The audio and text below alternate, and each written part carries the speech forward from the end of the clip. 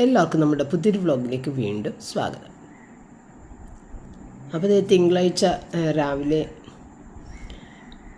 അങ്ങനെ എഴുന്നേറ്റ് പുറത്തൊക്കെ ഇറങ്ങി ഒന്ന് കാഴ്ചയൊക്കെ കണ്ടതിന് ശേഷം ഇന്നിപ്പോൾ യൂട്യൂബ് വർക്കെല്ലാം കഴിഞ്ഞിട്ട് എനിക്കധികം പാചകം ഉണ്ടായിരുന്നില്ല.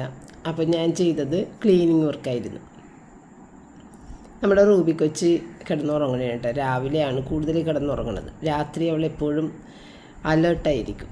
അതായത് ചെറിയൊരു ശബ്ദം കേട്ടാൽ പോലും എഴുന്നേറ്റ് എല്ലാം ഇങ്ങനെ നോക്കും കേട്ടോ. അപ്പോൾ യൂട്യൂബ് വർക്ക് കഴിഞ്ഞിട്ട് നമ്മൾ വീഡിയോ സെറ്റാക്കിയിട്ട് എക്സ്പോർട്ട് ചെയ്യാൻ ഇട്ടേക്കുന്നതാണ് കേട്ടോ അത്.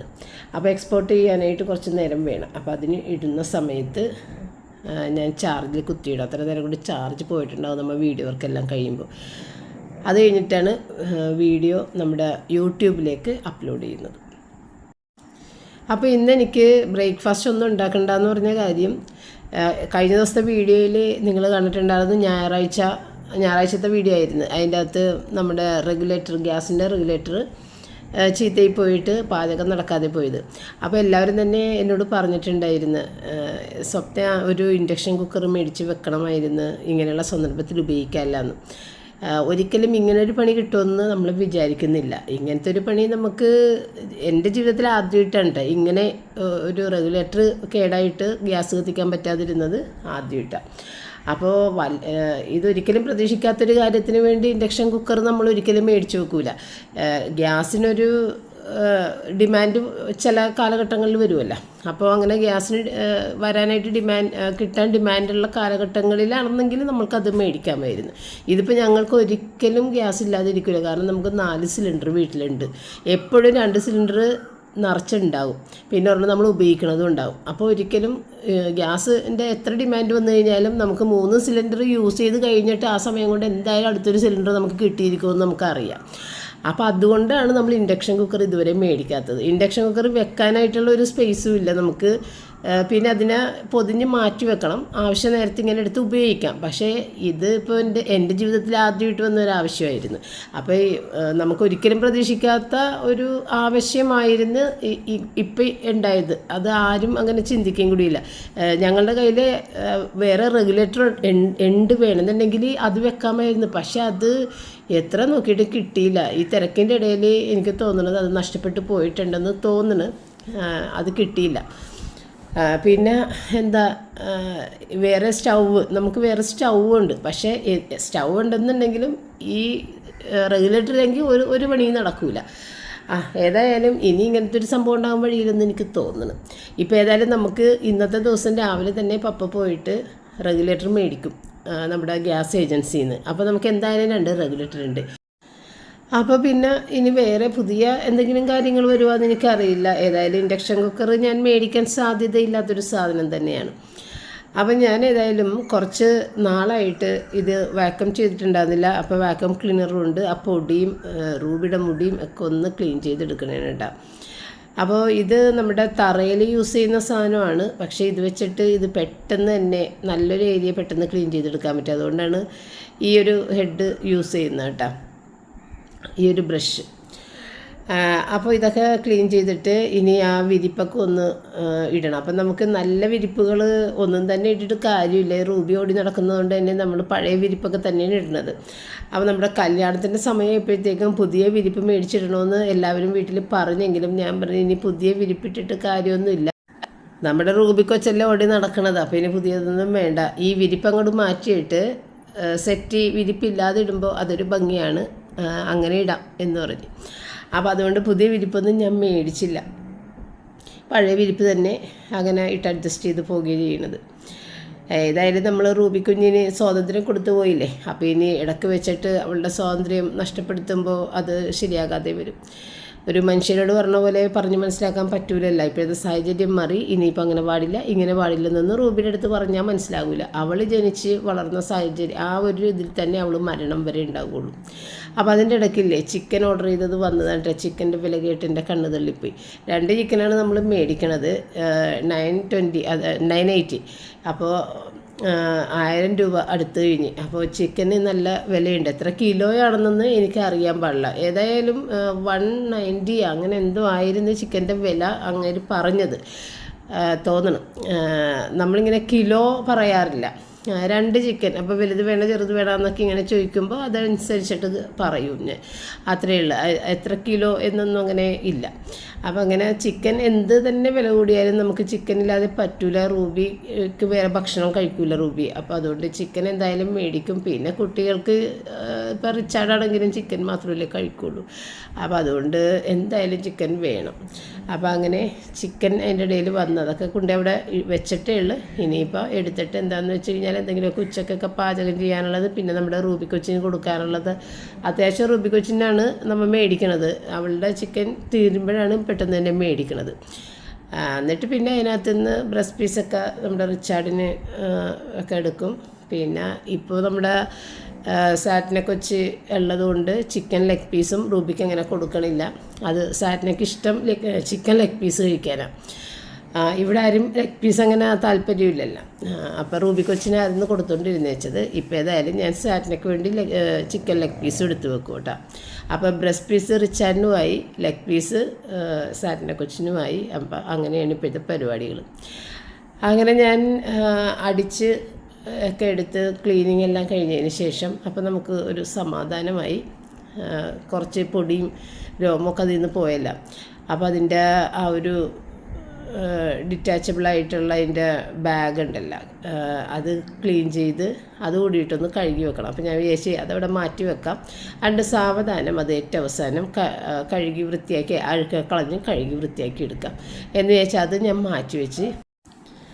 അപ്പം ഇനി ആ ചിക്കനൊന്ന് കഴുകിയൊക്കെ എടുത്ത് വേവിക്കാനൊക്കെ വെക്കണം റൂബിക്ക്. പിന്നെ ഇവർക്ക് എന്താണെന്ന് വെച്ചാൽ അതിനുള്ള കാര്യങ്ങൾ ചെയ്യണം. അപ്പം ഞാൻ പപ്പക്ക് ബ്രേക്ക്ഫാസ്റ്റ് എടുത്ത് ഇവിടെ മൂടി വെച്ചിട്ടുണ്ട്. പക്ഷേ അവിടെ ഫ്രണ്ട് വന്നേക്കുന്നതുകൊണ്ട് പപ്പ അവിടെ തന്നെ നിന്നങ്ങനെ സംസാരിച്ചുകൊണ്ടിരിക്കുന്നുണ്ട്. പിന്നെ കുട്ടികൾ രണ്ടുപേരും മോളിൽ ക്ലീനിങ് ചെയ്തുകൊണ്ടിരിക്കുന്നുണ്ട് കേട്ടോ. അപ്പം ഞാനില്ലേ പുട്ടും ഇത്തിരി ബീഫ് കറിയും കൂടി സാറ്റിനൊക്കെ കൊടുക്കാമെന്ന് വിചാരിച്ച് നമ്മൾ തലേന്ന് പപ്പയ്ക്ക് വേണ്ടി മേടിച്ച ബീഫ് കറി ഇല്ലേ പൊറോട്ടയോടൊപ്പം ഉള്ളത്, അതെടുത്ത് ഫ്രിഡ്ജിൽ വെച്ചിട്ട് നല്ല ടേസ്റ്റായിരുന്നു അതിന്.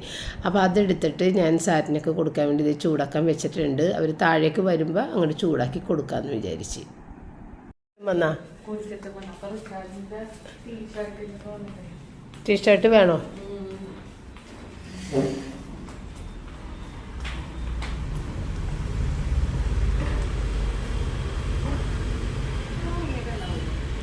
ഉണങ്ങിയിട്ടുണ്ടാവും. ടീഷർട്ട് ഉണങ്ങിയിട്ടുണ്ടാവും. പാൻറ്റ് ചിലപ്പോൾ ഉണങ്ങിയിട്ടുണ്ടാവില്ല. ടീഷർട്ട് ഉണങ്ങിയിട്ടുണ്ട്, കുഴപ്പമില്ല.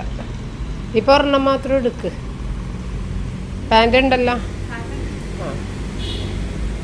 ഇപ്പോഴാണ് കൊച്ചി കണ്ടത്. കൊച്ചി പുറത്ത് പൂത്തിട മയ്ക്കാൻ പോയതാ.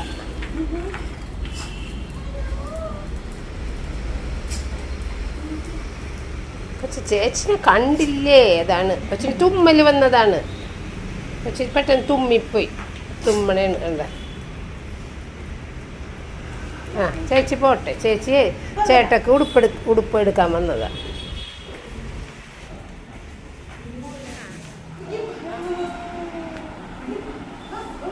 ഇല്ലടാ കൊച്ചി അന്വേഷിച്ച് വന്നത് കണ്ടടാ.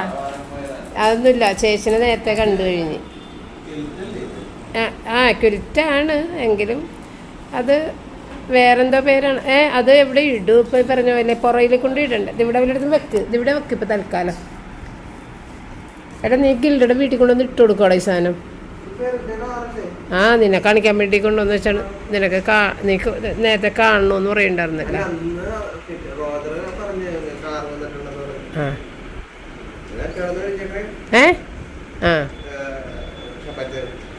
വേറെ പുതപ്പ് ഒരെണ്ണമുണ്ടല്ലോ. അപ്പോൾ കുട്ടികൾ രണ്ടും ക്ലീനിങ് എല്ലാം കഴിഞ്ഞ് കുളിയും കഴിഞ്ഞിട്ടാണ് താഴത്തോട്ട് വന്നത്. ഇനിയിപ്പോൾ ഫുഡ് കഴിച്ച് കഴിഞ്ഞാൽ സാറ്റിനക്ക് വർക്കിന് കയറണം. അപ്പോൾ അവരുടെ ബെഡ്റൂമിൽ ഈ ക്വിൽറ്റ് എടുത്തുകൊണ്ട് വന്നാണ് കേട്ടോ. അത് ക്ലീൻ ചെയ്യണമെന്നുണ്ടെങ്കിൽ നമ്മൾ പുറത്ത് കൊടുത്ത് കഴിക്കണം, നമ്മുടെ മെഷീനിലൊന്നും പറ്റില്ല. അപ്പോൾ അത് നമ്മുടെ ഗിൽഡയുടെ വീടിൻ്റെ തൊട്ടപ്പുറത്തെ വീട്ടിൽ ഇത് അലക്കുന്ന ആളുകളുണ്ട്. അപ്പോൾ അവർ ചെയ്ത് തരും. അപ്പോൾ നേരത്തെയും ഞാൻ കാണിച്ചിട്ടുണ്ടായിരുന്നു പുതപ്പ് അലക്കിച്ച് കൊണ്ടുവന്നത്. അപ്പോൾ ഗിൽഡനോട് പറഞ്ഞ ഗിൽഡ വേഗം വന്നിട്ട് എടുത്തിട്ട് പോകും. പക്ഷെ ഞാൻ പറഞ്ഞ് ഗിൽഡനെ ബുദ്ധിമുട്ടിക്കണ്ട, നിങ്ങൾ രാത്രിയാകുമ്പോൾ കൊണ്ടുപോയി കൊടുക്ക്, സാറ്റർഡേ വർക്കെല്ലാം കഴിയുമ്പോഴത്തേക്കും കൊണ്ടുപോയി കൊടുക്ക്. വൈകുന്നേരം എന്ന് വെച്ചാൽ ഗിൽഡ ജോലിക്ക് പോകണമല്ലോ, അപ്പോൾ പകൽ സമയത്ത് ഗിൽഡ ഉണ്ടാവില്ല, രാത്രി ആകുമ്പോഴത്തേക്കും കൊണ്ടുപോയി കൊടുക്കാമെന്ന് പറഞ്ഞ് അങ്ങനെ അത് അവിടെ തന്നെ വെച്ച് പിന്നെ അതേ ഭക്ഷണം കഴിക്കാനിരുന്നാണ്. റിച്ചാർഡ് ബീഫ് കറിയൊന്നും കൂട്ടില്ലല്ലോ, അപ്പോൾ അവന് പുട്ട് ഏത്തപ്പഴവും കൂടിയിട്ടാണ് കൊടുത്തത്. അപ്പോൾ അവനെ സംബന്ധിച്ച് അവന് പഴവും കൂടി ഭയങ്കര ഇഷ്ടമാണ്. കാരണം ഞാൻ വാരി കൊടുക്കുമ്പോൾ വേഗം വേഗം കഴിക്കും, ഭയങ്കര ഇഷ്ടമാണ്. അല്ലാതെ ഒറ്റയ്ക്ക് കഴിക്കില്ല, പുട്ടും പഴമൊന്നും അങ്ങനെ ഒറ്റയ്ക്ക് കഴിക്കണത് ഇഷ്ടമല്ല. അപ്പോൾ അങ്ങനെ അവന് ഉള്ളത് വാരി കൊടുത്ത്, അപ്പോൾ സാറ്റിനെ കൊച്ചവിടെ ബീഫ് കറിയും പുട്ടും കൂടിയൊക്കെ കഴിച്ച് പിന്നെ ഇത്തിരി പാത്രങ്ങൾ കഴുകാനുള്ളത് ഞാൻ വേഗം കഴുകി. കാരണം സാറ്റിനൊക്കെ വർക്കിന് കയറാൻ ടൈമായി, ഒത്തിരി നേരമായിട്ടുണ്ട്, അവരുടെ ക്ലീനിങ് എല്ലാം കഴിഞ്ഞ് വന്നതല്ലേ. അപ്പോൾ പാത്രങ്ങളൊക്കെ ഞാൻ കഴുകാമെന്ന് പറഞ്ഞിട്ട് ഞാനങ്ങനെ കഴുകി വെച്ചതായിരുന്നു.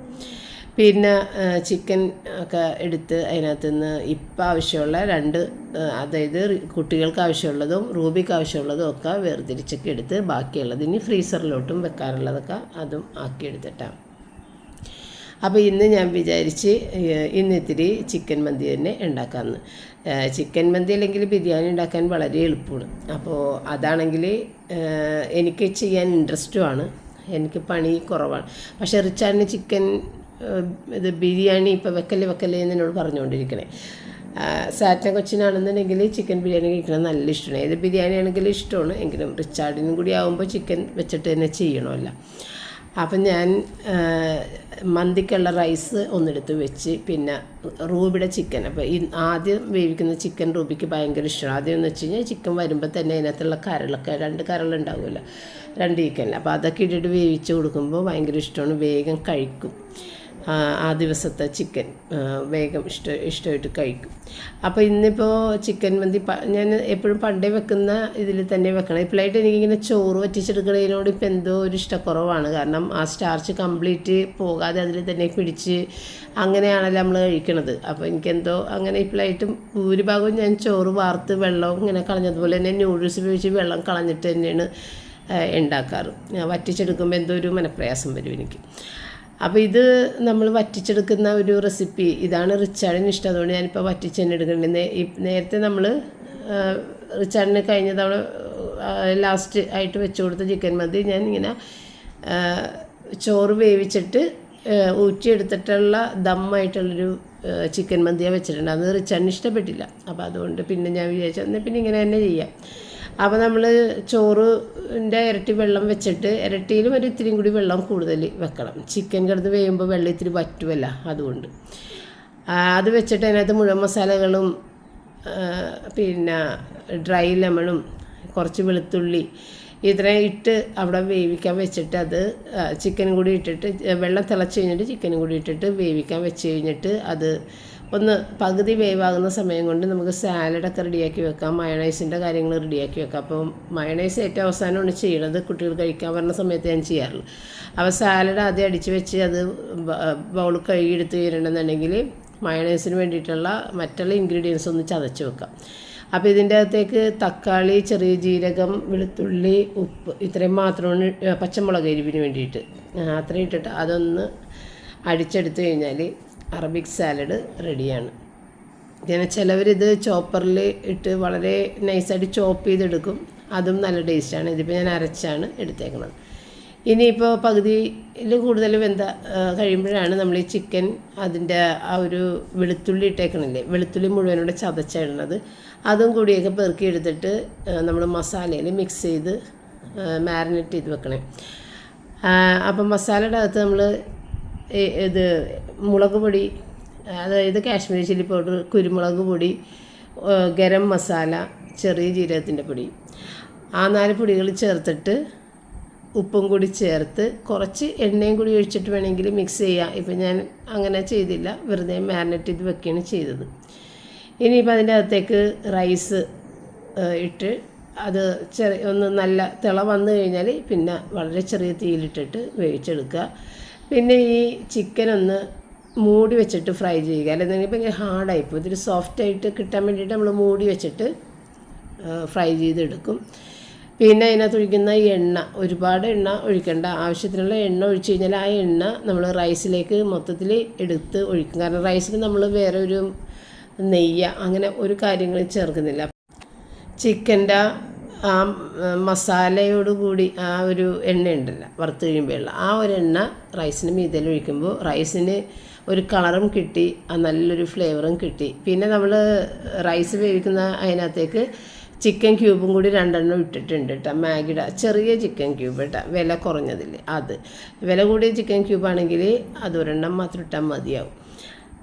അപ്പോൾ റൂബി കുഞ്ഞിന് ഇനി കരൾ ഒറ്റക്ക് ചിലപ്പോൾ കരൾ കണ്ടാൽ കൊതി വന്നിട്ട് ഒറ്റക്കെടുത്ത് ആരും കഴിക്കാൻ എടുത്ത് കൊടുത്തില്ല, കുറേയധികം നേരം കൊടുക്കണില്ല എന്ന് കണ്ടു കഴിഞ്ഞാൽ ചിലപ്പോൾ ആ കരൾ മാത്രം പെറുക്കി തിന്നിട്ട് മാറിയിരിക്കും. അപ്പോൾ അങ്ങനെ കഴിക്കണമെങ്കിൽ കഴിക്കട്ടെ എന്ന് വിചാരിച്ചിട്ട് ഞാനതവിടെ വെച്ച് എന്നിട്ട് പിന്നെ ഞാൻ എൻ്റെ ജോലിത്തിരക്കിലേക്ക് പോയി.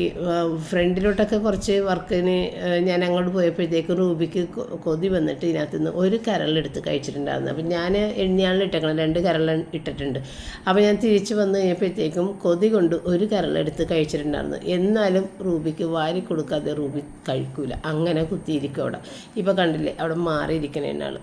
അപ്പോൾ ഞാൻ മയണൈസ് അടിക്കാൻ വേണ്ടിയിട്ടുള്ള ഇത്തിരി വെളുത്തുള്ളിയും കുരുമുളക് പൊടിയും ഉപ്പും ഒക്കെ ചേർത്തിട്ട് അതൊന്ന് കറക്കി ഒന്ന് ചതച്ചെടുത്ത് വെച്ചതാണ്.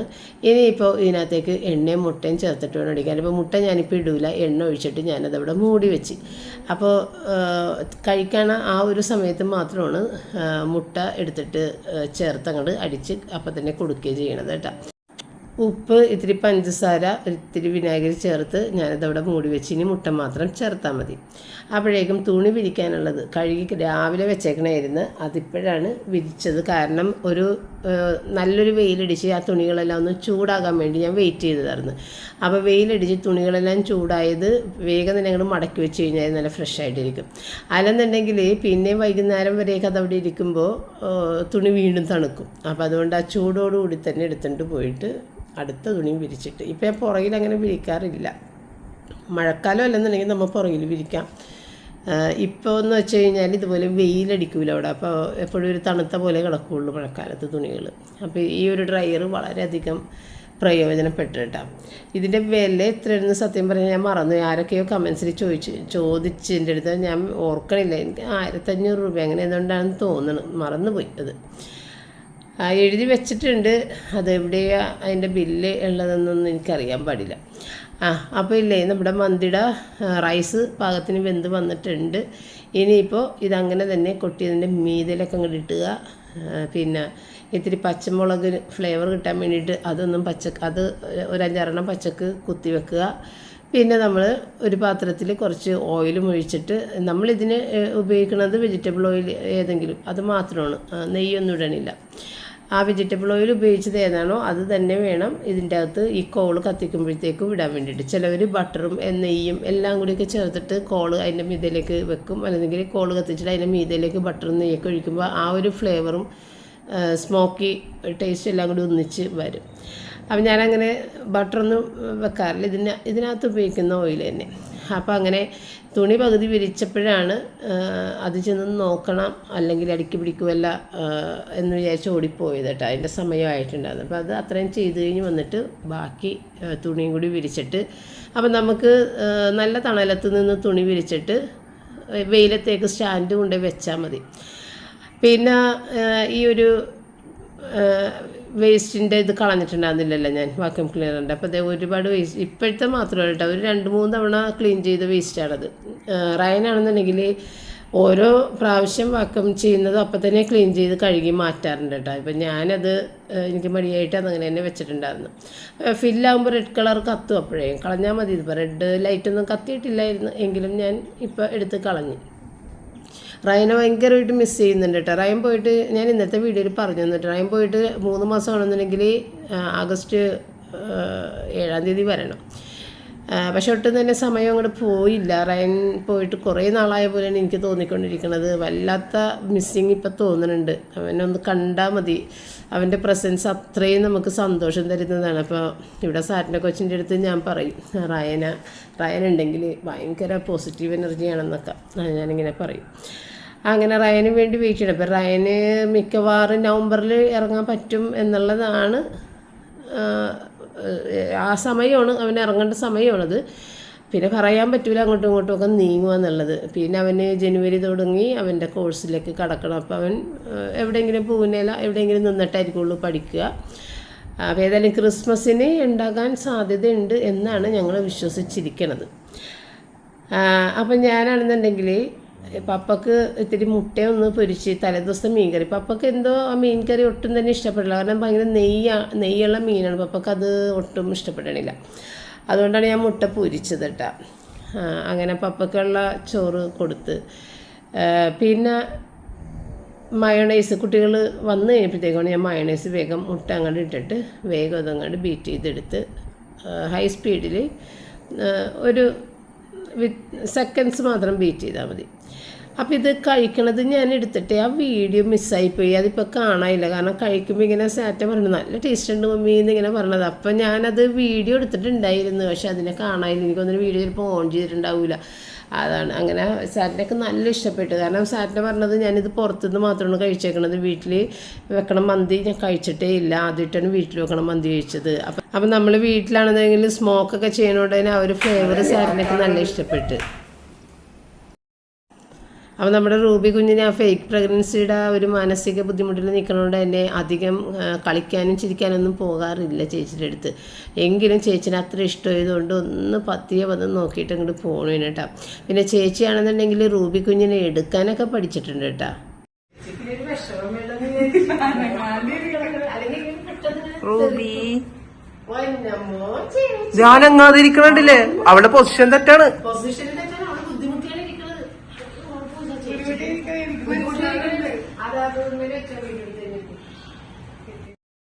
അപ്പോൾ ഇത് ഞായറാഴ്ചത്തെ വീടാണ്. പപ്പ പോയിട്ട് കട തുറപ്പിച്ച് മേടിച്ച ആ ഒരു ഇത് റെഗുലേറ്റർ. അപ്പം അന്ന് നമ്മൾ മസാല ദോശയൊക്കെ ഓർഡർ ചെയ്തിട്ടാണല്ലോ കഴിച്ചത്. അപ്പോൾ അത് അത് ഇന്നലത്തെ വീഡിയോയിൽ ഇട്ടിട്ടുണ്ടായിരുന്നില്ല. അപ്പോൾ ആ ഒരു റെഗുലേറ്റർ പോലെ തന്നെയാണ് ഇന്നിപ്പോൾ പുതിയ റെഗുലേറ്റർ പപ്പ മേടിച്ചിട്ട് വന്നിട്ട് അത് കാണിക്കാൻ വേണ്ടി മാത്രമാണ് അത് ഇട്ടത്. അപ്പോൾ ഇതിപ്പോൾ ഇന്ന് തിങ്കളാഴ്ച പോയിട്ട് മേടിച്ചേക്കണ റെഗുലേറ്ററാണ്. നമ്മുടെ ഗ്യാസിൻ്റെ ഏജൻസി പോയിട്ട് മറ്റേത് നമ്മൾ സറണ്ടർ ചെയ്തിട്ട് ഇത് മേടിച്ചിട്ട് തന്നെ. അപ്പോൾ അതിൻ്റെ നമ്പർ അവരവിടെ നോട്ട് ചെയ്യും, നമുക്ക് തന്നേക്കുന്ന റെഗുലേറ്ററിൻ്റെ നമ്പർ. ആ നമ്പറിലുള്ള റെഗുലേറ്റർ ആയിരിക്കണം നമ്മൾ യൂസ് ചെയ്യേണ്ടത്. അല്ലെന്നുണ്ടെങ്കിൽ ഈ പറഞ്ഞ പോലെ അപകടം എന്തെങ്കിലും നടന്നു കഴിഞ്ഞാൽ നമുക്ക് യാതൊരു പരിഹാരങ്ങളും അവർ ചെയ്തു തരുന്നതല്ല. അപ്പോൾ അതുകൊണ്ട് നമ്മൾ ഞായറാഴ്ച മേടിച്ചത് മാറ്റി പപ്പ ഗ്യാസ് ഏജൻസിയിൽ നിന്ന് തന്നതെടുത്ത് വെച്ച് ഇനി എന്തെങ്കിലും ഇതുപോലെ ബുദ്ധിമുട്ട് വന്നു കഴിഞ്ഞാൽ മറ്റേ പഴയത് നമുക്ക് അത്യാവശ്യം ഒരു ദിവസത്തേക്ക് ഇട്ടിട്ട് ചെയ്യാമല്ലോ. അപ്പോൾ അതൊക്കെ മാറ്റി വെച്ചിട്ടുണ്ട്. അപ്പോൾ ഇത് രാത്രി ആയി കഴിഞ്ഞപ്പോഴത്തേക്കും ഇല്ല ഇവരുടെ വർക്ക് സാറ്റ കൊച്ചിൻ്റെ വർക്കെല്ലാം കഴിഞ്ഞ് വന്നു കഴിഞ്ഞപ്പോഴത്തേക്കും ഗിൽഡയുടെ വീട്ടിലേക്ക് ഇത് കൊണ്ടേ കൊടുക്കണേ. അപ്പോൾ ഗിൽഡനെ വിളിച്ചില്ലായിരുന്നു. വിളിച്ചാൽ ഗിൽഡ ഓടി വന്ന് ഗിൽഡ തന്നെ എടുത്തുകൊണ്ട് പോകും, ബുദ്ധിമുട്ടിക്കണ്ട ഏതായാലും അവിടെ കൊണ്ട് കൊടുക്കാമെന്ന് പറഞ്ഞിട്ട് അങ്ങനെ 3 പതപ്പ്, എൻ്റെ പതപ്പ് എടുത്തിട്ടുണ്ട്, പപ്പട പതപ്പ് എടുത്തിട്ടുണ്ട്, ഇവരുടെ കിറ്റ് എടുത്തിട്ടുണ്ട്. അപ്പോൾ അത് കൊണ്ടേ കൊടുക്കാൻ വേണ്ടി ഇവർ രണ്ടാളും കൂടി പോകണേന് കേട്ടോ. അപ്പോൾ തൊട്ടടുത്ത് തന്നെയാണ്, പക്ഷേ ഇടവഴിയാണ്, കയറുമ്പോൾ ഒന്ന് ശ്രദ്ധിക്കണം അത്രയേ ഉള്ളൂ. ഈ ഒരു നമ്മുടെ മെയിൻ റോഡ് ക്രോസ് ചെയ്ത് കഴിഞ്ഞാൽ നിങ്ങൾ കണ്ടിട്ടുണ്ട് പണ്ട് ഞാൻ ഗിൽഡ വീട്ടിൽ പോണത്, ഗിൽഡ വീടൊക്കെ ഞാൻ കാണിച്ചു തന്നിട്ടുണ്ട്. അപ്പോൾ ആ ഒരു ചെറിയ വഴിയാണ്. അപ്പോൾ അങ്ങനെ പപ്പ ഗേറ്റൊക്കെ തുറന്നു കൊടുത്ത് സാറ്റിനയുടെ വണ്ടിയിലാണ് പോണത്. അപ്പോൾ അതിൻ്റെ മുന്നിൽ വെക്കല്ല അത്. അപ്പോൾ കൂടെ റിച്ചാർഡും പോകുന്നുണ്ട്. റിച്ചാർഡ് ഈ വണ്ടി അങ്ങനെ ഓടിക്കാറില്ല, റിച്ചാർഡ് ബൈക്ക് തന്നെ ഓടിക്കണതല്ല. അപ്പോൾ അതുകൊണ്ട് സാറ്റിനെ തന്നെയാണ് ഓടിക്കണതും റിച്ചാർഡ് പുറകിലിരിക്കുന്നത്. സാറ്റിനൊക്കെ ഭയങ്കര ഇഷ്ടമാണ്, റിച്ചാർഡിൻ്റെ പുറകിലേക്ക് പോകണതൊക്കെ ഭയങ്കര ഇഷ്ടമാണ്. അപ്പോൾ അങ്ങനെ അവർ പോയി. അപ്പോൾ റൂബി കൊച്ചങ്ങനെ ഓടാൻ വേണ്ടി വെയിറ്റ് ചെയ്ത് നിൽക്കണേണ്, വണ്ടി കണ്ട ഓടണേണ്. അപ്പോൾ അവളെ പിടിച്ച് നിർത്തി വണ്ടി പുറത്തോട്ടെടുത്ത് ഗേറ്റ് വേഗം പപ്പ പൂട്ടി. ഇനിയിപ്പോൾ റിച്ചാർഡും കൂടി ഇറങ്ങിയാൽ മാത്രം മതിയല്ല. അപ്പോൾ ഗിൽഡയുടെ മോൾക്കാണെന്നുണ്ടെങ്കിൽ കൈക്ക് ചെറിയൊരു ആക്സിഡൻറ്റ് പറ്റിയിരിക്കണേണ്. അവരുടെ വീട്ടിൽ ചില്ലിട്ട ഈ ഡോറുകളുണ്ടല്ലോ, ആ ഡോറിൻ്റെ ചില്ല് പെട്ടെന്ന് പൊട്ടി അത് കൊച്ചിൻ്റെ കയ്യിൽ കുത്തിക്കയറി 4 സ്റ്റിച്ചെല്ലാം ഇട്ടിട്ട് അങ്ങനെ ഇരിക്കണേണ്. സ്റ്റിച്ച് എടുത്ത ദിവസമായിരുന്നു ഇന്ന്. അങ്ങനെ കുട്ടികൾ അവിടെ ചെന്ന് കഴിയുമ്പോഴത്തേക്കും മണവാളിനും മണവാട്ടിയും ആദ്യമായിട്ട് വന്നതിലെന്ന് പറഞ്ഞ് സ്വീറ്റ്സൊക്കെ കൊടുത്തിട്ടൊക്കെയാണ് ഗിൽഡ വിട്ടിട്ടുണ്ടായിരുന്നത് കേട്ടോ. അപ്പോൾ ഇത്രയും ഉണ്ടാകുന്നുള്ളൂ. വീഡിയോ വൈൻഡപ്പ് ചെയ്യുന്നത്. നാളെ വീണ്ടും കാണാം. താങ്ക്